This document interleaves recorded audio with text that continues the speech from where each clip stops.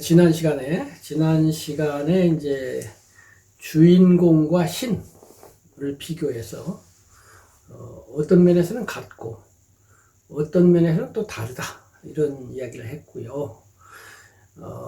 이제 신은 이제 세계의 대표적인 종교인 유태교, 기독교, 이슬람교, 우리나라로 오면 이제 증산교도 신을 주장한다고 볼 수 있고 천도교도 그렇죠. 신은 이제 종교의 거의 뭐 일반적인 신앙 대상이죠. 불교는 이제 당연히 신에 반대하고요. 또한 불교는 부처님 당시의 전통 종교였던 브라만교를 반대하면서 새로운 종교로 시작됐단 말이에요. 그래서 부처님께서는 나는 지금까지 알려지지 않았던, 아무도 본 적이 없는, 그러니까 부처님 전에도 인도에 성경들이 있었단 말이에요. 베다라고 그러죠. 웨다가 있었고, 그렇지만은 그런데 나오는 뭐 성인이라든가 신이라든가 걔네들도 못 본, 처음으로 본 연기법, 여기에 기초해서 새로운 종교, 새로운 진리, 이것을 선언하노라 이렇게 딱 분명히 하셨단 말이에요. 그래서 전통 종교와 헤어져서 새로운 종교를 시작하신 것인데, 그럼에도 불구하고 힌두교와 불교, 이제 전통 종교 그 당시의 브라흐마교가 나중에 힌두교로 약간 모습을 바꿔서 새로 치장을 한 건데, 이 전통 종교와 불교는 얼핏 보면 또 비슷도 해 보여요. 같이 윤회 말하죠. 삶의 고통 말하죠. 명상 말하죠. 해탈 말하죠. 열반 말하죠. 무상 말하죠. 기타 등등 교리가 비슷한 단어가 너무 많아요. 그러다 보니까 그 영향 하에서 처음에 이제 서구권에 인도 사상들이 전달될 때에는 이 두 가지를 그냥 분별 없이 불교도 힌두교 비슷한 건가 봐 이렇게 했던 것 같아요. 그러다가 이제 점점 빨리어 중심의 불교를 접하면서 리스 데이비스 부부라고 하는 분들이 빨리어로 된 불교 경전을 로마나이즈로 이렇게 바꾸고 소개를 하면서 점점 불교가 무아를 주장하며 그 무아에서 아가 힌두교에서 아트만이다, 정반대 얘기를 하고 있다라고 하는 것이 알려진 거예요. 그래서 이제는 분별이 거의 됐다고 이렇게 보여집니다.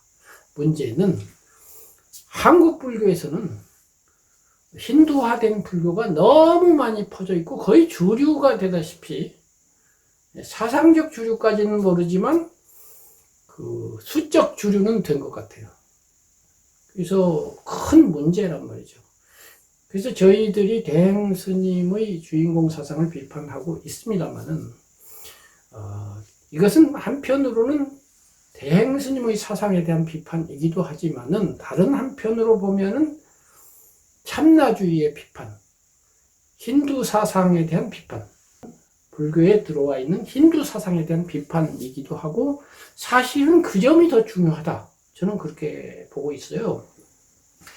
그렇지만 이제 우리가 인연이 대행 스님과 관련이 깊기 때문에 대행 스님 중심으로 이야기를 하는 것인데, 이 토론이 끝나고 나면 저희 둘이 같이 하든지 따로따로 하든지 간에, 저는 개인적으로 몇 편 올린 적이 있습니다만은, 이 한국 불교에 있는 참나주의, 이거에 대한 비판으로 나서야 될 것 같아요. 이것은 참 거의 의무사항이라고 생각이 돼요. 그래서 이번 시간에는 그 힌두 사상에서의 아트만, 부처님 당시로 치면 아따, 이 아따와 아트만이 대행스님의 주인공과 굉장히 유사하잖아요. 그래서 그 유사성, 비슷한 점을 말씀해 주시고, 그러나 힌두 사상은 보통 사상이 아니죠. 수억 명의 신자를 가진, 또 전통에 있어서도 많은 철학자들에 의해서 다듬어진 사상이잖아요. 그런 면에 있어서 뭐 대행 스님의 주인공 사상은 감히 비교가 안 되죠. 그 말은 주인공 사상에 비해서 힌두 사상은 훨씬 심오하고 탁월하다는 뜻인데, 그 점에 대해서 한편으로는 같지만 다른 한편으로는 다른 힌두 사상과 대행 사상을 좀 알기 쉽게 정리해 주시기 바랍니다. 인도 종교는 크게 두 가지 사상으로 나눌 수가 있습니다. 하나는 뭐냐면 유파고요. 또 하나가 무파입니다. 유파가 뭐냐면 뭔가 있었던 거예요. 다시 말하면 우주가 생겨나기 이전에 뭔가가 있었던 겁니다. 그게 이제 그 이름이 그게 이제 브라흐만이죠. 그 브라흐만에 의해서 천지가 창조가 되고 모든 생명들이 이제 탄생하게 되죠. 그때 브라흐만에 의해서 창조된 천지 만물과 모든 생명체들 속에 브라흐만의 속성이 그대로 갖춰져 있다 했을 때 그 브라흐만의 속성이 개체화된 것이 그게 뭐냐면 아트만이에요. 그러다 보니 이제 브라흐만과 아트만으로 이루어진 종교가 브라만교라고 볼 수가 있죠. 그 전통을 배경으로 거기에 반기를 든 수행자들이 나타나죠. 그들이 바로 무파입니다. 무파는 뭐냐면 브라만을 부정하고 브라만에 의해서 천지 만물 속에 내재한다는 아트만이 부정이 돼요. 그러다 보니까 어떻게 되냐면 무파에서는 모든 게 부정이 됩니다. 그에 따른 교리가 다, 유파의 교리가 다 부정이 되다 보니까 윤회도 없다. 심지어는 해탈도 없다. 그리고 인과응보도 없다. 그러다 보니까 극단적으로 이 무파들 중에는 극단적인 그 비도덕주의, 그 다음에 완전히 끝장난다는 모든 것이 다 마침내 아무것도 남아있지 않다는 단멸론 경향으로 치닫게 되죠. 그때 이 브라만교, 유파를 따르는 그 수행자들을 브라만이라고 불렀고, 무파를 따르는 수행자들을 이것을 사마나라고 했습니다. 그래서 경전에 보면 어떠한 브라만, 어떠한 사문들은 이렇게 말한다 라고 하는 귀절이 눈에 자주 띄는데, 브라만들은 유파의 계열이고 사문들은 무파의 계열들입니다. 이렇게 되는데, 근데 전번에도 이거 말씀드렸지만 부처님은 그 중간에서 샌드위치가 됐었어요. 유파들로부터 공격을 받습니다.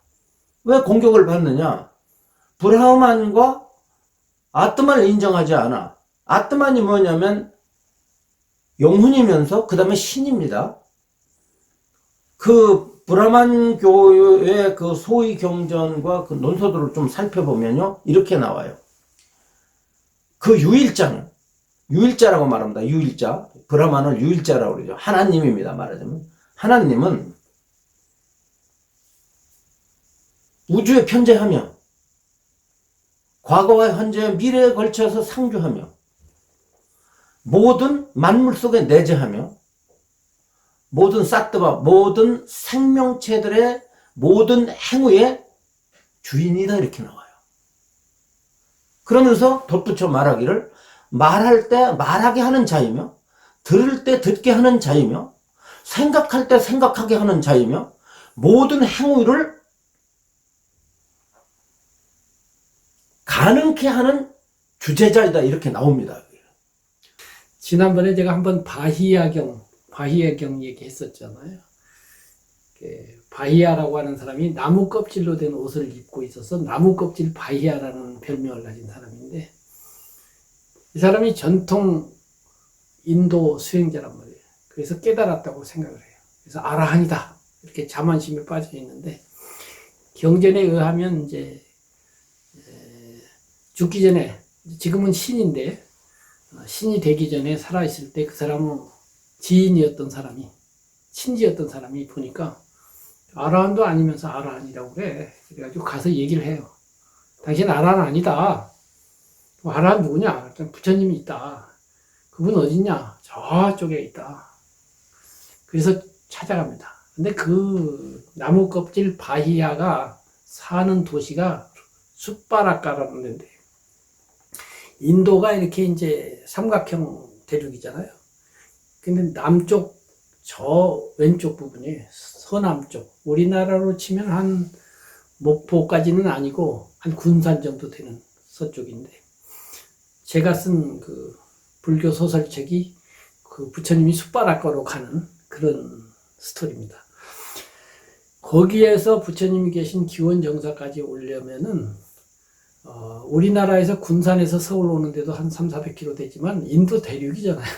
그러니까 한 1000km는 당연히 넘고요. 굉장히 멉니다. 당시에는 걸어왔겠죠. 그렇게 멀리 걸어옵니다. 그러니까 대단한 수행자예요. 그리고 근기가 굉장히 높았던가 봐요.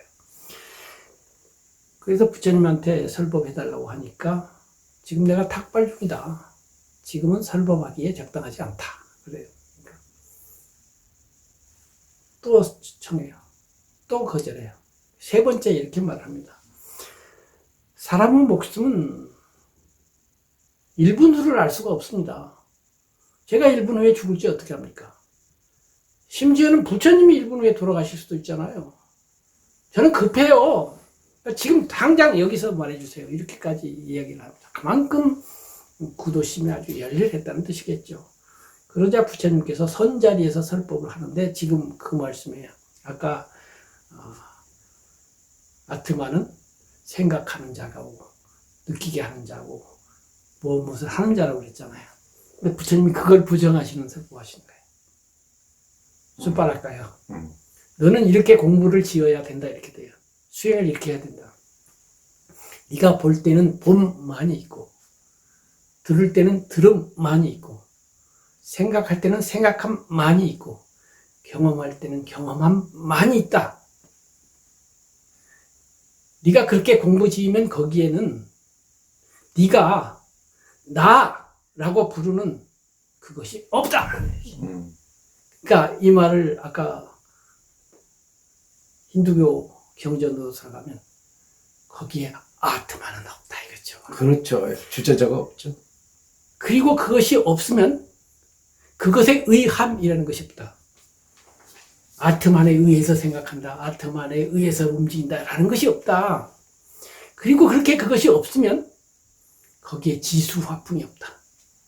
그리고 선정처라는 것도 없다. 그러니까 정신적인 경계도 없고 물질적인 경계도 없어요. 그리고 이 세상도 없고 저 세상도 없으며 그 중간 세상도 없다. 이것이 모든 고통의 끝이다, 열반이다, 이렇게 됐어요. 그러다 그냥 깨달아 버린다고요. 그러니까 초기 경전에 보면 원하되오, 말씀이 끝나자마자 깨달은 거의 저는 유일한 사례가 아닌가 싶은데요. 제가 이 경이 너무 매력적이고 너무 불교의 요점을 말하는 것 같아서 이 경을 뭐 해설하는 원고를 지금 쓰고 있는데 거의 다 되고 있어요. 이제 그러고 있는 중에 지금 법사님이 힌두교에서 그 아트만이 경험하게 하는 자이다 라고 하는 말씀을 하시길래 제가 요즘 쓰고 있는 글과 관련해서 바히야경이 생각나서 말씀드렸습니다. 네, 아주 좋은 경전을 인용을 하셨어요. 그 말씀은 결국 우리들에게 어떤 행위가 존재하지, 행위자가 존재하지 않는다는 의미 아닙니까? 그죠? 그렇죠. 우리들은 순간순간 행위가 존재하지, 행위를 행위게끔 하는 주제자가 없다는 뜻이거든요. 그래서 지금 말씀하신 행위는 있으나 행위자가 없다. 이 말을 저는 들은 지가 몇십 년 되는데, 멋있는 것 같기도 하고, 알쏭달쏭 하기도 하고 그랬어요. 근데 이제는 좀 명료하게 이해가 되는데요. 그거를 제가 이제 언어를 다루는 글쟁이다 보니까 행위자 이렇게 하면 휙 지나가요. 그래서 행위하고 자를 분별해가지고 사이에 하이픈 반각으로 가로 긋는 거 있잖아요. 그래서 행위자 해가지고 자자를 좀 도드라지게 하면 좋겠다는 생각을 해요. 그래서 자라는 게 이른바 한문으로 하면 놈자자거든요. 사람 자자거든요. 그러니까 행위하는 놈, 그 놈이 없다. 이것이 아까 그 놈이 사실은 주인공이고 놈이 아트만이란 말이에요. 그래서 볼 때는 봄만 있고 보게 하는 놈은 없다. 이렇게 해서 놈을 싹 빼버리면 해탈한다. 이렇게 되는 거잖아요. 예, 방금 많은 사람들이 잘못 짓고 있는 그 삿된 견에 행위의 주체가 있다. 대행스님식으로 뭐 걸어갈 때 걸어가게 하는 놈, 말할 때 말하게 하는 놈, 브라만교하고 비슷한 논리를 대행도 이제 줄기차게 이제 주장하고 있잖아요. 예, 그런 잘못된 견해를 불교 용어로는 그 살가야견, 그러면 사트가야디띠 혹은 사까야디띠 이렇게 그렇죠. 설하시잖아요. 사까야 혹은 사트가야라는 말은 있다는 뜻이거든요. 유라는 뜻이고 디띠라는 말은 견해라는 뜻이니까 우리의 몸과 마음 속에 뭐 참생명, 근본, 참나, 영혼 따위가 있다고 여기는 것이 이제 그것이 잘못된 아주 사견이면서 악견이라는 것을 부처님께서 강조를 하셨고, 금강경에서 아상, 인상, 중생상, 수자상 할 때 아뜨마 쌌냐, 그 다음에 뭐 푸드가라 쌌냐, 세 번째 무슨 사트바 쌌냐, 네 번째 지바 쌌냐 했을 때 요 용어들이 아주 안 좋은 용어들입니다. 버려야 될 용어이기 때문에 만약 그런 생각을 갖는다면 그는 비보살인이라고 그랬거든요. 보살이 아니라고 했어요. 그 대행스님은 전혀 불법과는 관계없는 힌두교 논리를 끌어다가 자기 어떤 종지로 삼고 줄기차게 지금 이제 평생 동안 그걸 외치다가 가신 분인데, 아까 이제 무론에 대해서 말씀하셨잖아요. 무파들에 대해서 말씀하시다 말았는데, 무파에서는 그러다 보니까 극단적으로 무엇까지 부정을 하느냐면 윤리도덕까지 부정을 하고 윤리도덕에 따른 인과응보를 부정했단 말이죠. 그러면서 이제 그 브라만교들은 줄기차게 뭐를 또 이렇게 사람들에게 설파를 했냐면 윤회를 강조했잖아요. 윤회를 강조하다 보니까 윤회를 강조하려면은 뭐가 있어야 되냐면 영혼이 있어야 되지 않습니까? 종교하면 세 가지가 딱 갖추어져야 돼요. 하나님, 두 번째가 영혼, 세 번째가 내세 아닙니까? 종교들이 가지고 있는 종교 교리의 어떤 3요소라고 할까요? 종교가 종교다우려면 세 가지를 갖춰줘야 되는데, 그게 창조신이 있어야 되고, 그 다음에 영혼이 있어야 되고, 또 하나가 내세가 있어야 되는데, 부처님은 창조신 부정했죠? 영혼 부정하니까 브라만 교도들로부터는 뭐로 취급당했냐면 무파로 취급을 당했어요. 무파로. 근데 무파 입장에서 볼 때는 뭐냐면 석가모니가 신도 부정하고 영혼도 부정을 했지만 윤회를 인정하는 데다가 인과응보를 설명을 해서 선인 선과 악인 악과를 설했단 말이에요. 그러다 보니까 무파에서 볼 땐 저 석가는 고따마는 유파야. 그럼으로 인해서 석가모니 부처님은 샌드위치가 됐죠. 유파에서는 무파라고 공격하고 무파에서는 유파라고 공격을 했지. 그러면 부처님은 무슨 파냐? 유무를 벗어난 중도를 설하셨잖아요. 그렇죠. 예, 중도를 설하셨잖아요. 양쪽을 다 극복하셨지 않습니까? 이것이 불교의 특징인데, 대행의 논리야말로 철저한 유론이죠. 유파입니다. 이것은 불교의 옷을 입고서 설법했기 때문에 이게 불교와 같은데, 아까 김 선생님 지적대로 한국 불교는 대행의 문제가 되면서도 동시에 대행과 같은 견해를 가진 수행자들이 한국 불교를 지배하고 있어요. 자, 제가 들은 바에 의하면 한마음 선언에서 출가한 스님들 빼놓고 일반 스님들 있죠. 비구니들, 특히 비구니들 중에는요, 자기 수첩이나 책상에 몰래 대행 스님 사진을 갖다가 이렇게 감추고 있대요. 오.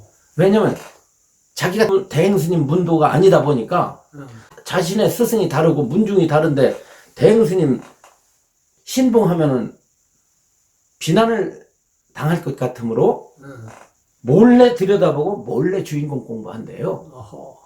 그러니까 이 한마음 선언의 주인공 공부는 지금 독버섯처럼 성단을 파고들어서 정법을 훼손할 뿐만 아니라 어린 애들에게까지 이 주인공 관하는 수행이라는 이런 것을 가르쳐 가지고 나중에 어떠한 잘못된 결과가 나타날지 불종자를 끊어버리는 거죠. 부처의 종자를 끊어버리는 그런 악업들을 한마음선언은 짓고 있는데, 자, 아까 말씀드렸던 불교와 힌두교의 차이는 어디 있냐면, 똑같이 윤회 말하죠, 또 엄 말하죠, 그 다음에 열반 말하죠, 해탈 말하죠, 고통을 말하죠, 무상을 말하지만, 어디서 결판이 나느냐면, 무아냐, 진하냐.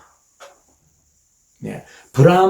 브라만이라는 신에 의해서 우주가 창조된 걸로 보느냐, 창조설이냐, 그런 것이 없이 천지 만물이 서로 의지해가지고 일어나고 유지되고 소멸된다는 연기론이냐 하는 이 하나의 차이에 의해서 불교와 힌두교가 완전히 갈라서게 된 거죠. 근데 그럼 한국 불교는 어째서 이런 주인공 신봉자들, 진화론 신봉자들, 힌두교 신봉자들이 나타날 수밖에 없느냐 하면 그것은 저는 중국 사상의 영향으로 보고 있습니다. 왜냐하면 중국 사상 자체도 전변설이거든요. 전변설이 뭐냐면 전변설은 신이 세계화된 거예요. 그러니까 형상도 없고 모습도 없는 신이 어느 날 나타났는데 신의 모습이 특별하게 나타난 게 아니라 어떤 모습으로 나타나냐면 천지 만물의 모습으로 나타난 것을 전변론이라고 말을 합니다. 그러니까 이 브라만교의 입장에서 볼 때는 신의 모습은 없는 건데 어떤 모습으로 나타나느냐, 이게 다 신의 모습이다. 저 나무도 신이고 그 다음에 이게 하다못해 저기 떠돌아다니는 지금 먼지도 신이고 기어다니는 저 뱀도 저거 신이고 짖고 있는 개도 신이다. 신 아님이 없다. 모든 것이 다 신의 나툼이다라고 보는 겁니다. 이것을 뭐라고 그러냐면 전변설이라고 말하고 철학적 용어로는 궁극적 실제의 자기 발현이라고 말하잖아요. 김 선생님. 그죠? 그런데 중국 사상 자체가, 중국 사상은 한마디로 도사상 아닙니까? 도의 근본이 뭐냐면 도에 대해서 정의 내리기를 이름 일양지도라고 말을 했어요. 음이 양이 되고 양이 음이 되는 것을 도라 한다 그랬어요. 그러면 음과 양의 이전이 뭐냐면 음과 양의 근본이 뭐냐라고 물었을 땐 그것이 태극이라고 말을 합니다. 그러면 이게 태극이 곧 도거든요. 천지 만물의 근본이야. 그러니까 태극에서 음양이 일어나고 음양에서 목화토금수라고 하는 오행이 발생되잖아요. 그것이 천지 만물로 전개가 되기 때문에 이 중국 사상도 엄밀히 말해서 이게 뭐냐면 전변론입니다. 전변론인데 이 전변론적 경향, 그 전변론의 뿌리가 되는 근원이 되는 이 도사상은 중국에서 어떤 철학자, 어떤 종교가도 반대하면 죽음에 들어갑니다. 그걸 거슬렸다고 하면 그 종교나 철학은 살아남지 못해요. 그러니까 불교가 들어갔는데 불교가 중국 사상을 먹었냐면 먹지 못했습니다. 중국 사상이 불교를 먹어버렸죠. 이게 소위 말하는 격의 불교입니다. 이것이. 예. 왜 위대한 불교는 중국에 들어가서 중국 사상을 무너뜨리지 못했는가? 한마디로 도를 무너뜨리지 못했느냐면 정치와 관련이 있죠. 그것은 일찍이 중국인들은 도를 절대화 시켜가지고 그것을 천의 개념으로 썼지 않습니까? 하늘, 천도로. 하늘의 개념이 있었고 천지 만물은 도에서 움직인다는 것은 결과적으로 하늘의 뜻에서 움직인다고 봤는데 그 하늘의 뜻을 이어받아가지고 그 하늘의 뜻을 그대로 깨달아서 정치를 하는 사람이 누구냐면 이것들이 바로 뭐냐면 옛날에 중국에 출현했던 그 위대한 성황들이에요. 천자. 천자들입니다. 그래. 천자 하늘의 아들. 네, 하늘의 아들들입니다. 그러니까 그 과거의 왕들, 김 선생 잘 삼황오제라든가. 그러니까 이른바 고대 중국사는 하, 은, 주 3대잖아요. 그 하나를 출발시킨 그 오제의 마지막인 우임금. 네네. 거기에서 성왕이라고 하고, 그 다음에 은나라를 출발시킨 탕왕, 그 다음에 주나라를 출발시킨 문왕과 모왕, 그리고 모왕의 동생이자 문왕의 둘째 아들이고, 공자가 가장 존경했고, 주나라 문무를 실제적으로 정비하고 창조한 주공, 이 세 사람을 또 성인으로 본단 말이에요. 그래서 유학사상 경우에는 요순, 삼왕오제의 대표자로서 요순, 그 다음에 우임금, 탕임무, 요순, 우탕, 문무, 주공 이렇게 하거든요. 그리고 공자거든요. 그래서 이런 성왕들이 하늘의 명을 받아서 하늘의 아들로서 천자가 되잖아요. 네. 그러니까 그 천자니까 그 천의 개념은 아까 말한 도. 네. 이 도가 사실은 이제 중국 사상에서 제일 꼭대기에 있는 책이 역경이잖아요. 역경에서 이제 나오는 태극 사상인데, 이 역경에서 공자의 유가만 나온 게 아니라 노자의 도가도 나오기 때문에, 아까 이 태극을 부정하면 살아남지 못한다는 것은 역경을 부정하면 살아남지 못한다는 뜻도 되고, 어쨌든 그 역경에서 태극 이퀄, 도 이퀄 하늘, 그리고 하늘의 실제적인 구현자로서 성왕, 또 그 성왕의 자손으로서의 그 다음 천자. 그래서 이 천자의 권위는 아무도 도전하면 안 되는 그러한 조건이 중국 조건인데, 그것이 이제 인도에서의 왕에 대한 개념하고 다르기 때문에, 그런 정치가 지배하는 사회에 불교가 들어왔을 때, 불교가 도를 부정하고 역경을 부정하고 천을 부정해버리면 천자를 부정하는 것이 되고 정치 체제를 부정하는 것이 되어서 그렇죠. 예. 위험천만한 이런 그렇죠. 거니까 몸을 좀 사리면서, 그렇지. 사실 중국에서 뭐 깨달았다, 나는 부처다, 견성성불이다 이런 말들이 많이 돈다고 해도요, 현실로 돌아가서 보면 그 위대했다는 승려들도 다 정치하고는 적당한 거리를 유지하거나 타협을 했지, 정치하고 맞짱 뜬 사람은 없어요. 그냥 멀리 하는 것만 해도 훌륭했지, 황제가 초청하는데 황제가 누군데 이런 사람은 없어요. 그러면 못 살거든요.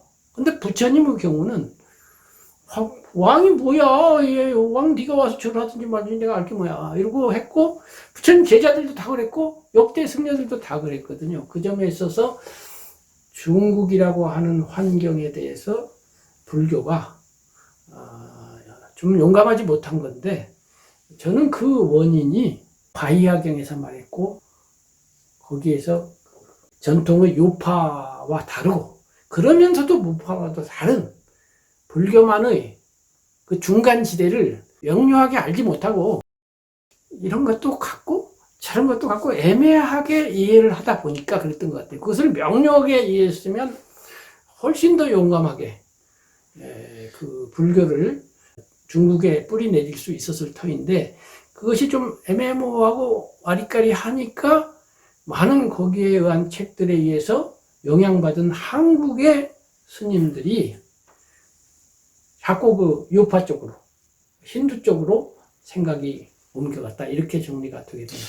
예, 그래서 이제 그 도를 하늘화시키고 도를 천화시켰죠. 하늘 천자 천화시키고 순천자는 흥하고 역천자는 망한다 했을 때, 글쎄 그때 그 천은 뭐냐면 순천할 때 역천할 때 천은 하늘인데, 그 하늘은 저 하늘이라기보다는 도를 말하는 거 아니겠어요? 나중에 그 도를 그 인격화시킨 것이 천재입니다. 도를 인격화시켜. 그게 이제 도교죠. 그게 도교죠. 그게 천재죠. 그런데 이 세상에 임금은 둘밖에 없다고 본 거예요. 중국 사상에 의하면. 하나는 뭐냐면 하늘의 도인 천재와 상제죠. 네. 그러니까 천재는 위에 있으니까 상제고 하제. 그러니까 하제인데, 그 하제는 땅에 있지 않습니까? 그렇죠. 그건 누구냐면 천자의 명을 받아서 정치를 하는 임금이란 말이에요. 그렇죠. 지상의 임금을 황제라고 그러고 하늘의 임금을 천재라고 말하는데, 이 황제들이 그 하는 말은 뭐라고 하느냐면 명령할 명자를 씁니다. 명이야, 명. 이건 명은 뭐냐면 하늘의 명령을 실천하는 자가 황제거든요. 그렇기 때문에 아무리 위대한 불교 사상이 들어왔다 할지라도 천재와 황제를 거슬리면 죽음이기 때문에 불교가 들어왔어도 중국 사상을 받아들일 수밖에 없고 중국 사상을 따라갈 수밖에 없고, 또 그러한 중국 사상에 입각해서 불경을 보니까 불경이 그렇게 해석할 수 있는, 해석될 수 있는 요소들이 다분하단 말이에요. 그렇잖아요? 그러니까 불교를 잘못 공부하다 보면 대행식으로 얼마든지 해석이 됩니다. 그러니까 아까로 들어가서 요파와 무파의 중간에 서 있는 게 불교인데, 그 말은 요파적인 부분도 있고 그렇죠. 무파적인 부분도 있다는 면인데, 해석자가 중국이라고 하는 조건 속에서 이것을 요파 쪽으로 가지고 가가지고 해석을 하면 쉽겠다 싶으면 이쪽은 지워버리고 이쪽만 선택한단 말이에요. 그렇게 되면은 힌두 사상이 돼버리잖아요. 근데 그런 현상이 일어났다 이런 얘기죠. 그래서 이제 그 인도의 브라만교 성전 우파니샤드를 보면은 브라만이란 이름 이전에 용어를 뭐라고 썼냐면 사뜨 이렇게 썼어요. 사뜨는 뭐냐? 있는 자 이렇게 썼습니다. 존재. 예, 존재. 그 원래부터 있는 자, 그의 이름을 브라만이라고 한다 이랬거든요. 그러면 인도 사상 자체는 일단 전통적으로 지금도 이제 무파들은 사라졌어요. 무파들은 사라지고 다시 유파로 돌아가서 오늘날 인도 종교 자체가 이게 유론 아닙니까? 브라만을 인정하기 때문에, 창조주를 인정하기 때문에 유론인데, 그런 유론이 불교에 의해서 부정된 그 가르침이 중국에 들어왔다가 중국에서 다시 도사상에 의해서 유론으로 바뀌게 되고, 유론으로 바뀌면서 한국 불교가 선사상의 영향을 받아가지고 지금과 같은 주인공을 외치는 선사들이 이제 이렇게 널브러지게 많게 되었는데, 그렇다고 해서 중국 불교 속에 그러면 유파들만 있었냐면 유파들이 아닌 무아파들이 또 있었더라고요. 그럼요. 그러니까 중국 불교 자체에도 보면은 무하론자들과 진화론자들이 같이 병행해서 불교가 이렇게 유지되어 왔는데, 제가 볼 때 유파의 가장 앞장선자가 누구냐면 임재예요. 무의진인. 예, 무의진인 참사람. 그래서 그의 설법을 들어보면 육군을 통해서 진인이 들락날락 한다고 한 거죠. 진인이야말로 장자의 개념 아닙니까? 그렇죠. 그런데 이것을 철저하게 비판한 사람이 있어요. 현사사비라고. 현사사비 선사는 임재선을 배척을 하면서 임재는 무지와 망상에 사로잡힌 자다 그랬어요. 그런데 우리나라가 오종선가에서 오가에서 임재선을 따르잖아요. 그렇죠. 예, 그래서 임재성의 영향을 받다 보니까 한국 불교가 진화론 쪽 불교로 변질이 된 거죠. 거기에 날개를 달아준 인물이 누구냐면 바로 대행스님입니다. 근데 대행스님 이전에도 현대 한국 불교 이른바 선사 내지는 고승들 중에도 참나론자들이 꽤 있었잖아요. 대표적인 스님이 누구냐면 청담이죠. 그렇죠. 청담. 그 다음에 누구냐면 성수 스님이라고 있었습니다.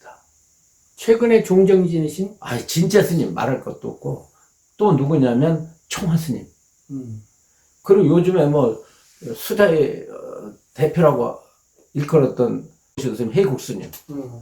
이런 스님들이 한결같이 다 주인공론자들인데 이분들의 공통점이 있어요.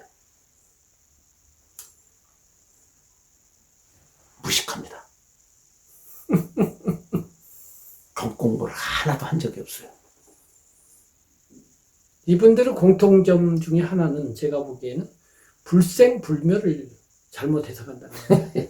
앞으로 그 지적을 하겠지만, 그런데 선사이면서도 진화론을 언급하지 않은 분이 있습니다. 성철 스님이죠. 오. 성철 스님은 진화라는 참나라는 이런 말 잘 안 썼어요. 제가 성철 스님이 살아계실 때 책을 많이 내셨잖아요.